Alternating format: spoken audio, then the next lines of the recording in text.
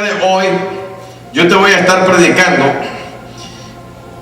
bajo el título Tres elementos de protección. Tres elementos de protección. Primeramente, quiero mencionarte algunas cosas importantes. Por ejemplo, que de Dios, y que como hijos de Dios, todo hijo está siempre esperando sentir el calor protector de un padre. Usted se acuerda cuando usted era pequeño, necesitábamos que nuestro padre nos abrazara, que nuestro padre nos diera un beso, necesitábamos sentir el pecho, ¿sí o no? Claro. Entonces, como en el sentido espiritual nosotros somos hijos de Dios, nosotros también necesitamos sentir el poder protector de Dios alrededor de nuestras vidas. Cuando estábamos en uno de los programas de televisión contestando la pregunta al pastor, ahí alguien hizo una pregunta y esa pregunta era: ¿cómo yo sé que es amigo? La gente quiere saber si Dios está con ellos. A veces hay momentos en la vida del ser en que nosotros sentimos como que Dios ya se alejó de nosotros, ¿sí o no? Y ahí estamos tratando de sentir la presencia de Dios. Sentimos que Dios ya no nos toca, que nos abandonó totalmente. Y nos sentimos mal, comenzamos a deprimirnos y Satanás empieza a atacar tu mente y a decirte cosas que son mentiras, que son falsedades.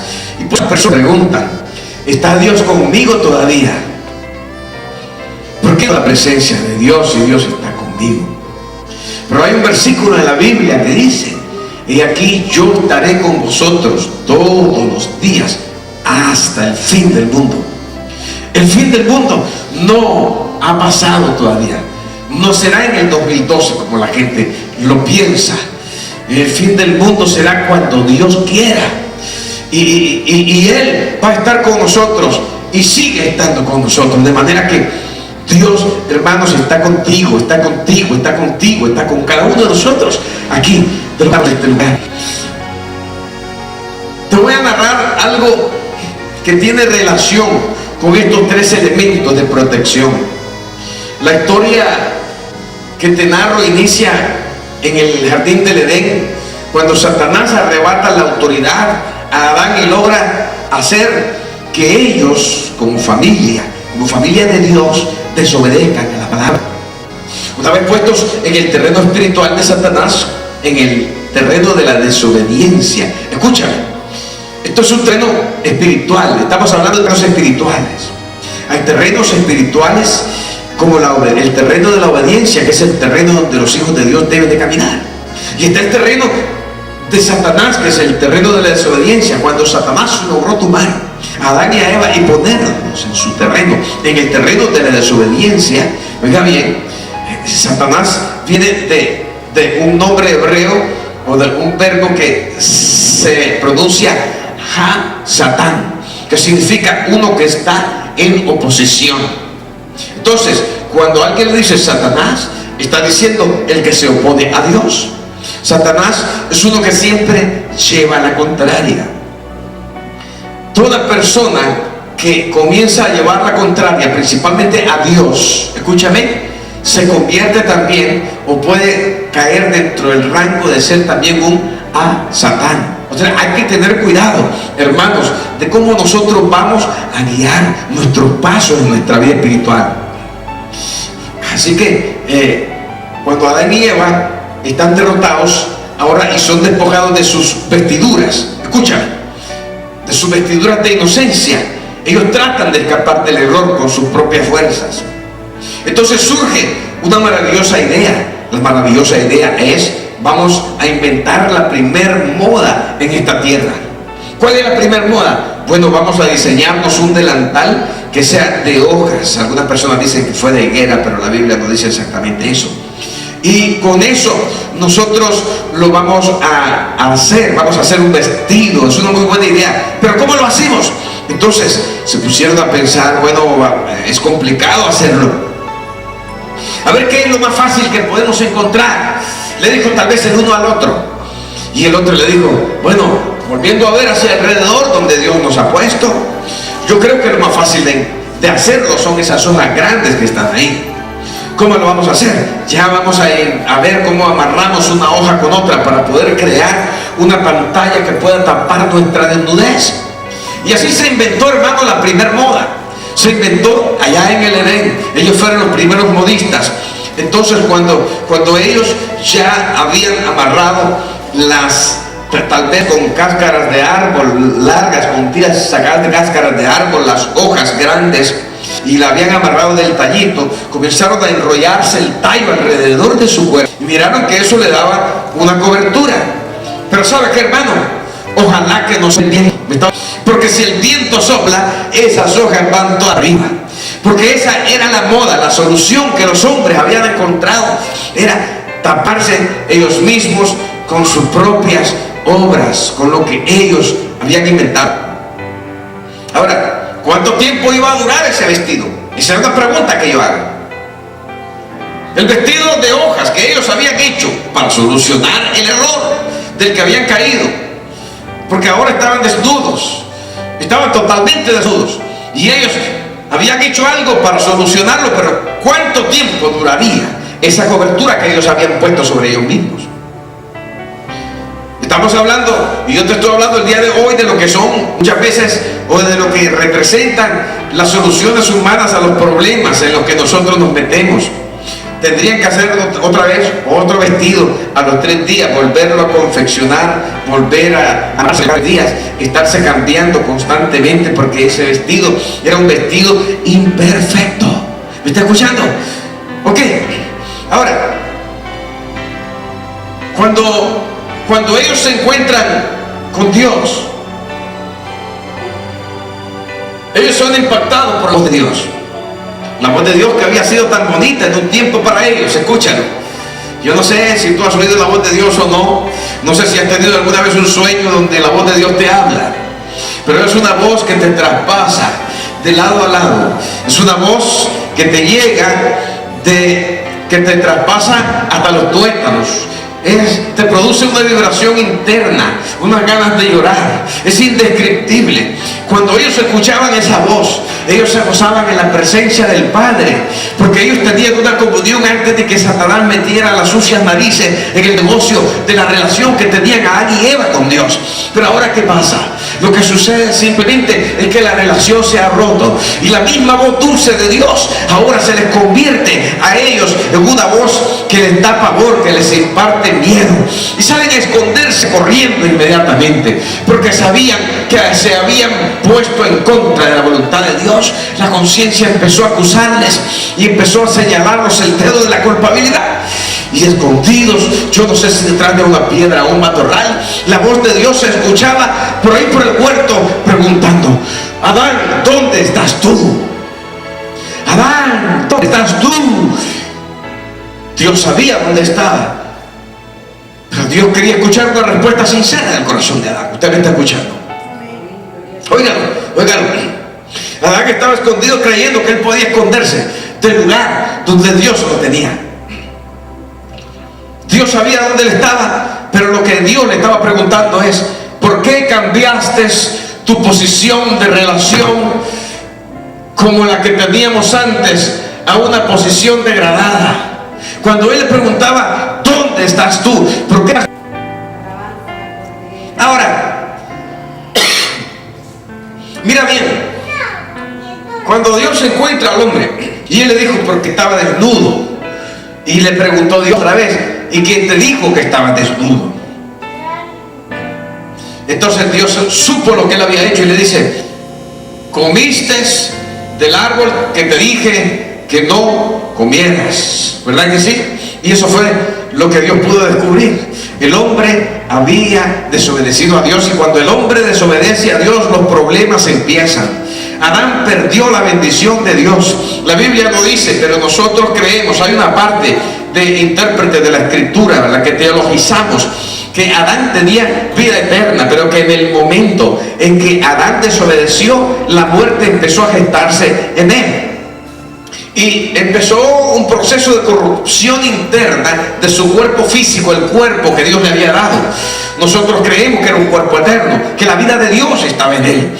Pero cuando el hombre desobedece, entonces Dios retrae su mano y saca su espíritu. Quizás del hombre, porque quien imparte vida al hombre es el Espíritu de Dios. Sin el Espíritu Santo el hombre está muerto. Eso es lo que nosotros creemos. Entonces, ¿qué fue lo que le pasó a Adán? Adán empezó a morir porque Dios le había dicho: el día que comieres de él, ciertamente morirás. El día que Adán desobedeció a Dios, ese día Adán murió, aunque siguió viviendo. Vivió por 930 años. Pero Adán empezó a morir desde el día en que él desobedeció. Cuando una persona que tiene vida eterna, cuando una persona, un cristiano que está en buena relación con Dios, empieza a desobedecer a Dios, comienza a entrar en un proceso de muerte. ¿Me está escuchando, iglesia? Por eso es importante que nosotros nos esforcemos por hacer la voluntad de Dios. Satanás no quiere que nosotros hagamos la voluntad de Dios, pero eso es el diablo. Nosotros no vamos a hacer la voluntad del diablo. Ahora, Dios en su amor, ¿qué fue lo que hizo? Lo miró desnudo, lo observó mal vestido y dijo: toda la gloria que yo le había dado la perdió. Pues entonces vamos a tener que hacer algo. Y Dios sacrifica el primer animalito sobre la tierra. Se derrama sangre sobre la tierra. Y el primer animal derrama su sangre, oiga bien, para cubrir las desnudeces del hombre. Fue Dios mismo el que quitó la vida del animal. No fue nadie. Dios realizó el primer sacrificio de sangre. ¿Para qué lo hizo? Para cubrir la desnudez de sus hijos. Oiga bien, se derramó sangre por primera vez en la tierra, y Dios es el que la derramó para poner sobre el hombre las vestiduras que fueran más justas que las primeras, que fueron hechas con hojas.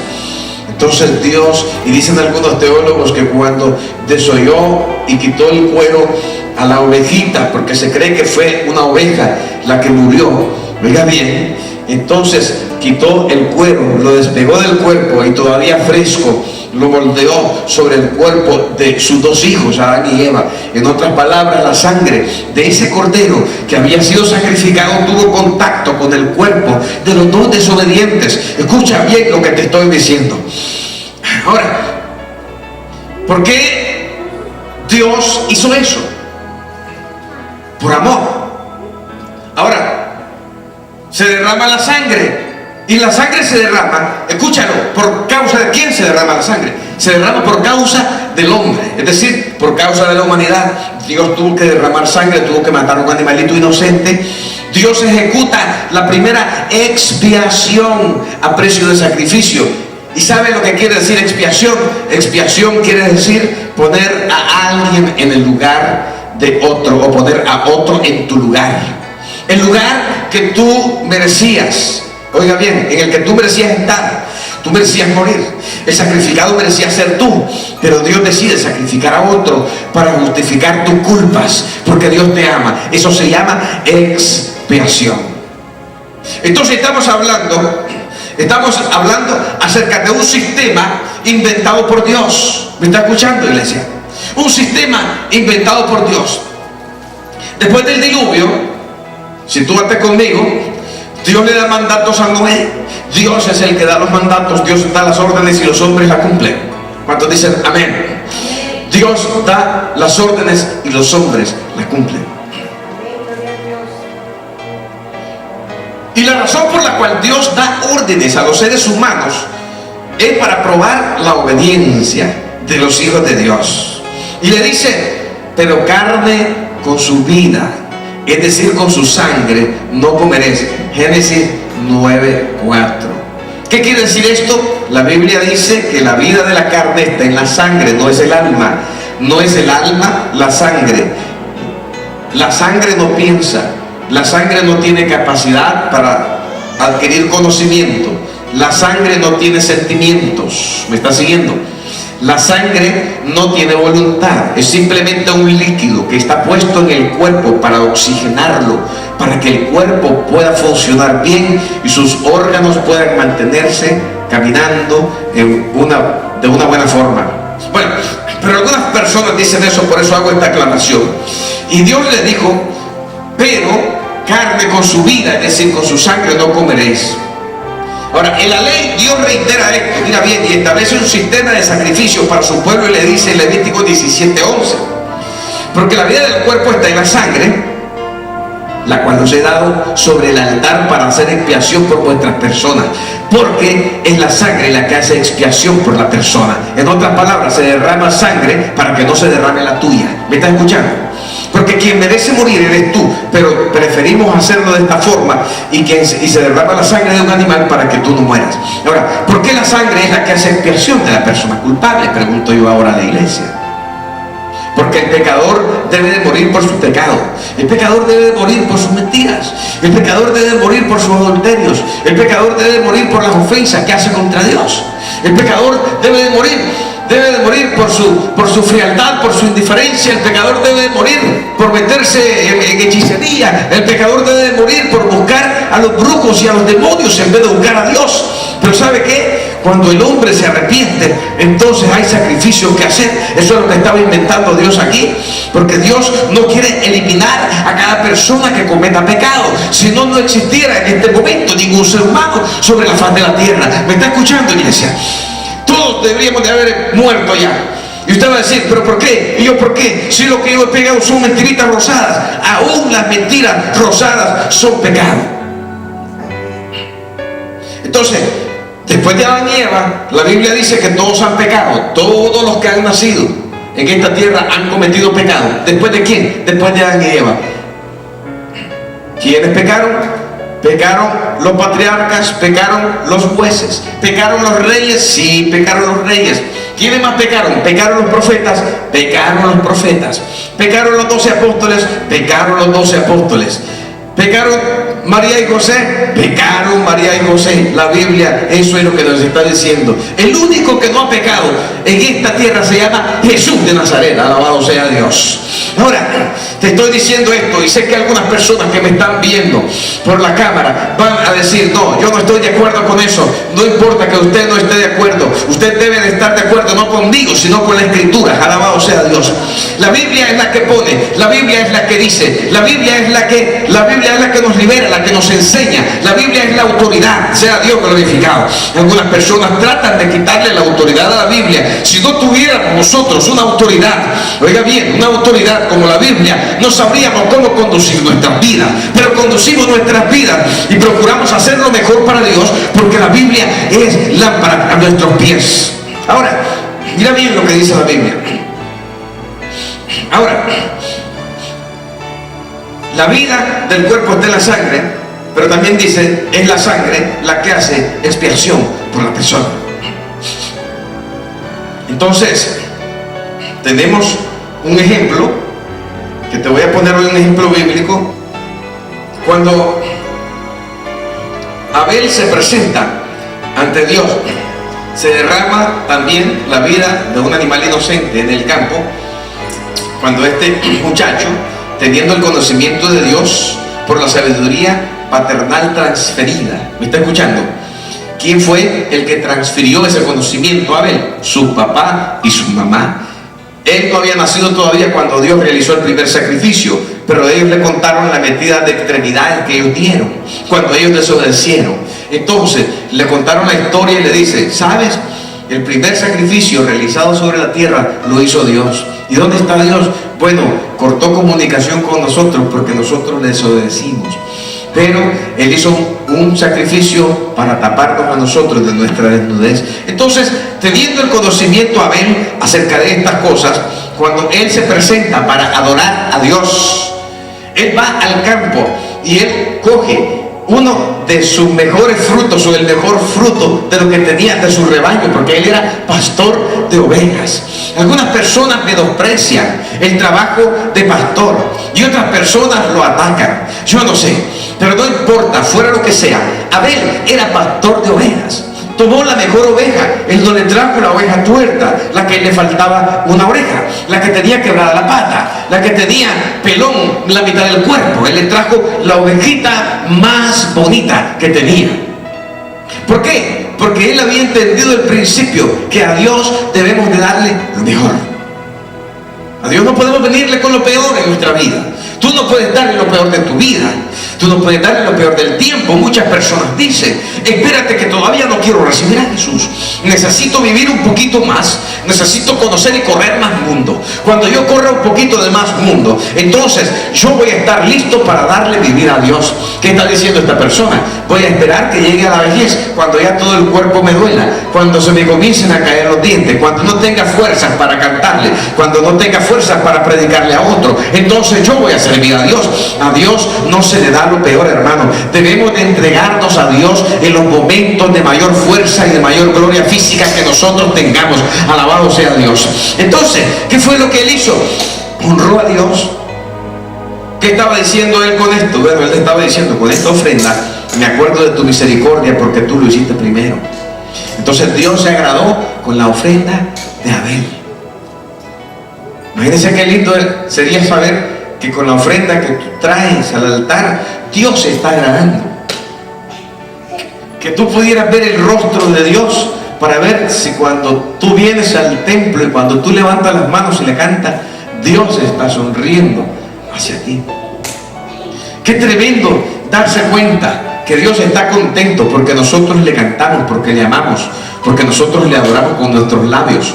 Y cuando tú depositas también una ofrenda votiva, económica, que algunas personas están en contra también, y están diciendo que en el antiguo pacto no se daban ofrendas económicas, claro, porque todo el mundo era agricultor, entonces lo que traían eran frutas, pepinos, traían animalitos, lógicamente, pero ahora como nosotros no somos finqueros, nosotros no vamos a traer unas lechugas ni unos repollos, nosotros traemos pues el fruto de lo que nosotros recibimos por la venta de nuestra fuerza de trabajo, pero la gente no tiene suficiente cabeza tal vez para hacer funcionar su lógica. Pero oiga bien lo que pasó.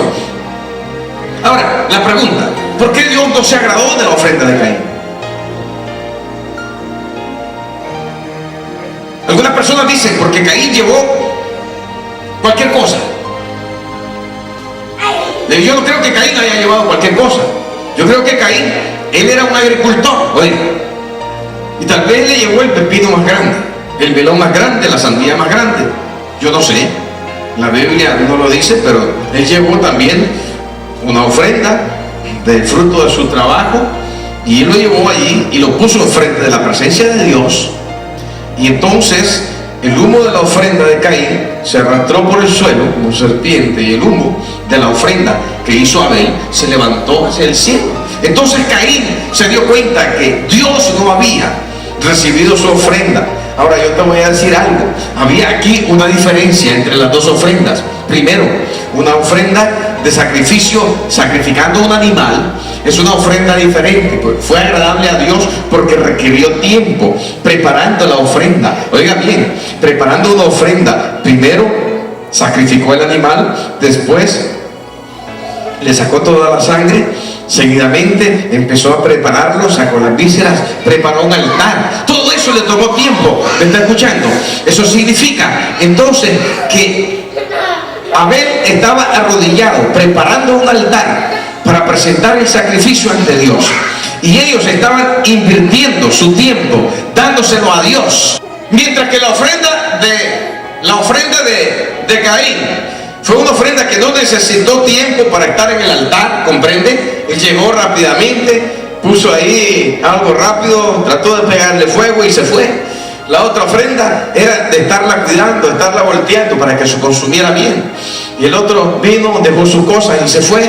Una ofrenda descuidada. Entonces hay una diferencia entre la actitud del corazón de uno con la actitud del corazón de otro. ¿Ustedes no creen que Caín también conocía lo que Dios hizo? Sí, él conocía, porque a los dos se les enseñó lo mismo. Se les enseñó que Dios sacrificó un animal, que hubo un primer sacrificio. Se les enseñó todo eso, pero el otro escogió hacer su propia ofrenda, inventarla de su propia imaginación. Nosotros no podemos hacer las cosas a como nosotros querramos. Tenemos que hacer las cosas como Dios lo ha establecido. Entonces, la ofrenda que Caín sacrificó era una ofrenda de su propio corazón, de su propia invención. En otras palabras, él estaba diciendo: yo voy a servir a Dios a como yo quiera. Nadie me va a decir a mí cómo yo voy a adorar a Dios. Nadie tiene que decirme qué es lo que yo voy a hacer en mi vida y en mi relación con Dios.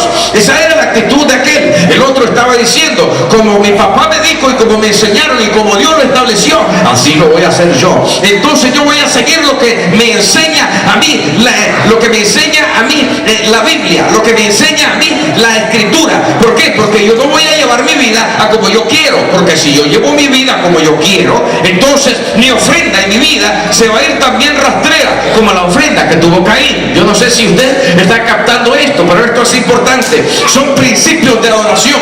Escúchame, primeramente se derramó sangre y hubo un altar. Alabado sea Dios. Cuando tenemos otro ejemplo, te voy a poner el ejemplo de Isaac. Cuando Dios le pide a Abraham a su hijo Isaac, oiga, qué cosa más difícil debió haber sido eso. Que Dios le pide a Abraham a su hijo Isaac para que lo sacrifique matándolo sobre un altar. Oh my God, yo no sé qué haría usted si se le pidiera a su hijo para hacer eso. Yo no sé qué clase de pelea tuvo Abraham con Dios durante toda la noche en oración. Algunas personas creen que Abraham dijo, sí Señor, toda la vida, aquí vamos, y que él no tuvo problemas. No, yo creo que quizás él estuvo una noche de lucha donde él estuvo orando. ¿Pero por qué, Señor? Si tú me lo diste. ¿Por qué, Señor? Si esperé tanto tiempo, 100 años tenía cuando me lo diste y ahora me lo están quitando. Señor, no es posible, eso es injusto. A lo mejor él argumentó con Dios, pero finalmente Dios le ganó. Dios prevaleció sobre la razón de él, y Abraham dijo, bueno, pero si Dios me lo dio, también si yo se lo sacrifico, él es capaz de resucitármelo de los muertos. Alabado sea Dios.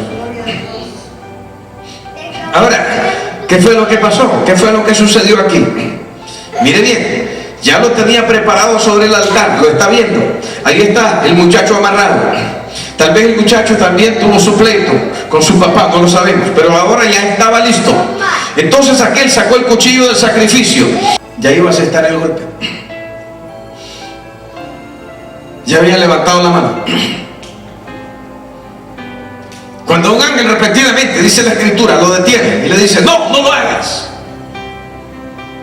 Y en ese preciso momento, cuando él se detuvo, se oyó que por ahí estaba trabado de los cuernos el sacrificio. Ahí estaba el sacrificio para la adoración. Era Dios otra vez, una vez más. La sangre de un animalito cubrió la vida de Isaac, quien iba a morir. Fue un cordero, el sustituto. Oiga bien, es decir, la expiación de Isaac fue un cordero. Ahora, cuando nos vamos a Egipto, ¿qué pasa en Egipto? También se derrama la vida de un animal inocente, un cordero. Cuando Israel iba a salir liberado de la mano de Faraón, que representa al diablo, estaban en Egipto, que representa al mundo, y estando ahí, Dios determina usar un último recurso de fuerza.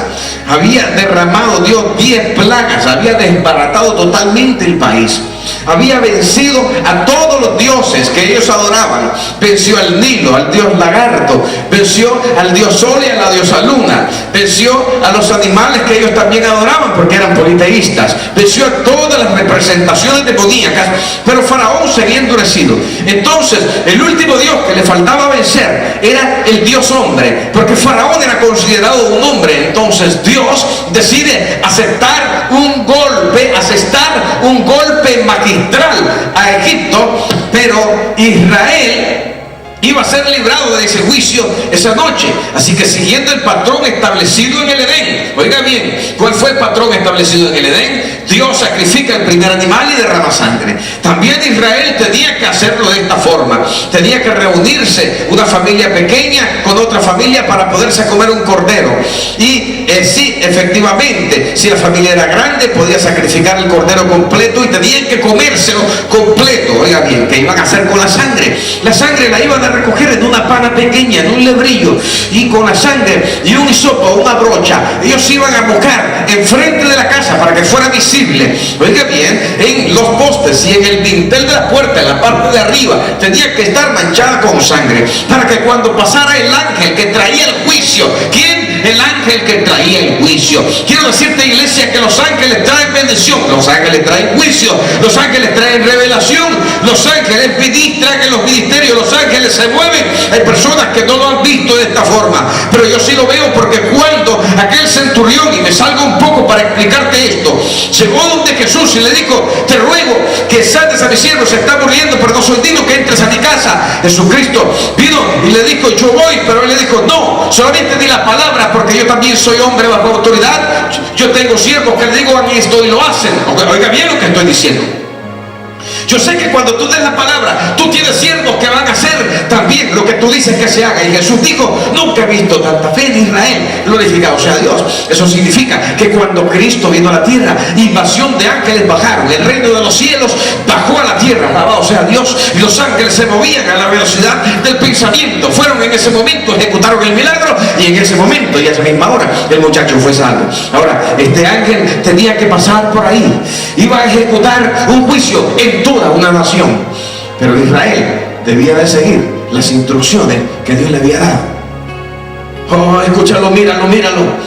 Y estaba Israel sacrificando corderos y derramando sangre. Cada uno de ellos querían la vida, no querían morir. Todos querían continuar viviendo, no querían que el juicio cayera sobre su casa ni sobre sus hijos. Y sacrificaron el cordero y pusieron sangre. ¿Qué fue lo que pasó? Se derramó la sangre, o la vida de un animalito que murió, para proteger la vida de los que estaban dentro de las casas del pueblo de Israel en terreno seguro. Escucha bien lo que pasó. Y un cordero nuevamente sirve de sustituto, y por medio de la sangre del cordero y la obediencia del pueblo hubo gran liberación. Alabado sea Dios. Cuando nosotros leemos la Torá, encontramos también que esa misma sangre que Dios establece un sacrificio para poder purificar también a sus ministros. Y la sangre, que es la vida, era aplicada en el lóbulo derecho de la oreja, en el dedo índice de la mano derecha, en el dedo gordo del pie derecho en el índice, como señal que la sangre, que es la vida, oiga bien, está sobre el sacerdote, para que ante la presencia de Dios el sacerdote continúe viviendo en santidad. ¿Por qué se le pone en la oreja? Se le pone en la oreja para que pueda escuchar la voz de Dios y no la voz del diablo. ¿Me está escuchando? ¿Para qué? Oiga bien, para que aprenda a obedecer la palabra de Dios. Muchas veces escuchamos la Biblia, escuchamos sermones y no obedecemos. Por un oído nos entra y por otro oído nos sale. Vino por acá el predicador Cruzet y dijo: muchas veces las iglesias tienen el oído de cocodrilo o de lagarto. Yo le pregunté: ¿cómo es eso? Que si te la asomas por un lado, miras también para el otro lado. Por eso tú miras que le hacen así, dice. Le hacen así, entra por aquí, pega por allá, o lo ministran de esa forma. Pero nosotros, hermanos, debemos de aplicar la sangre de Cristo en el lóbulo espiritual de nuestras orejas. Ahora, en el dedo índice de la mano derecha, ¿para qué? Para que santifiques tus obras. Todo lo que hagas tiene que estar santificado con la sangre del cordero. Alabado sea Dios. En el dedo índice del pie derecho, para que tú santifiques tu manera en que tú estás caminando. Oiga bien, para que tus pasos sean santificados por la sangre. Cuando nosotros nos vamos al ejemplo de Jericó, encontramos a los espías que se encuentran a la ramera. No se llamaba Rahab. Rahab significa ramera. Si decís Rahab la ramera, estás diciendo ramera la ramera. Ese no era el nombre. Esa es la palabra con que se identificaba una ramera, porque esa palabra significa ramera en el lenguaje antiguo. Cuando ellos llegan donde Rahab, es decir, donde la ramera, se le dijo que usara un cordón rojo, que lo dejara descolgado por la ventana, porque vivía en el muro de la ciudad, para que cuando los israelitas vieran el cordón rojo, ellos no iban a entrar a hacer guerra contra esa casa. En otras palabras, el símbolo de la sangre sirvió para salvar la vida a Rahab y a los que estaban en su casa. Una vez más, la sangre es importante. Mira bien, la sangre trae protección sobre los hijos de Dios. La sangre debe de ser aplicada. En los tiempos de Salomón, te voy a decir ahora esto, se consagró el templo, se realizaron 22,000 sacrificios de bueyes y sacrificios de 122,000 ovejas durante 14 días consecutivos de fiesta. En otras palabras, iglesia, corrieron ríos de sangre. ¿Se imagina usted matando 22,000 bueyes, 122,000 122.000 ovejas, ¿cuánta sangre no salió de los cuerpos de esos animales? Literalmente hay suficiente sangre de sacrificio hecho a Dios que fue derramada. Es decir, hay suficiente vida derramada sobre la tierra. Cuando nosotros le ponemos precio a estos animalitos que fueron matados en esos sacrificios, podríamos decir que se sacrificaron 22 millones de dólares de sacrificio de ganado vacuno aproximadamente. Y si una oveja vale la mitad de un buey, el costo sería entonces de 61 millones de dólares. El costo material total de los sacrificios que se dieron para inaugurar un templo fueron 83 millones de dólares, pero el mayor costo, escúchamelo, fueron sacrificados 144.000 animales. Ese fue el mayor costo, 144.000 vidas que derramaron su sangre sobre la tierra. Hermano, la sangre está sobre la tierra, y esa sangre todavía la tierra tiene recuerdo de esos sacrificios en este planeta. ¿Me está escuchando, iglesia? Entonces hay que reconocer la importancia de la sangre, porque desde el principio fue un plan de Dios para guerrear contra Satanás. ¿Me está escuchando?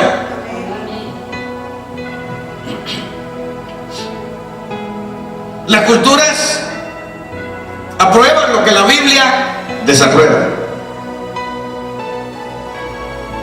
Hay un dicho que dice: al país que fueres haz lo que vieres, pero como cristianos no podemos decir al país que fueres haz lo que vieres, porque tendríamos que celebrar Halloween y hacerle culto a Satanás, ¿verdad que sí? Tendríamos que meternos en tradiciones que van en contra de la cultura de la Biblia, y la cultura nuestra es la cultura de la Biblia. ¿Cuántos alaban al Señor? Si yo me pongo a hacer lo que la cultura de un país hace, entonces yo hago lo mismo que Adán y Eva hizo contra Dios, desobedecería a Dios. ¿Me está escuchando? Entonces, por ejemplo, Dios induce al ser humano a respetar la sangre, pero las culturas, ¿verdad?, satánicas, es decir, las culturas de los pueblos que generalmente son satánicas, inducen al ser humano a irrespetarla. ¿Me está escuchando, iglesia? Por ejemplo, en el antiguo pacto Dios la prohíbe, pero también en el nuevo pacto también prohíbe que el hombre coma sangre o un animal que tenga sangre en su cuerpo.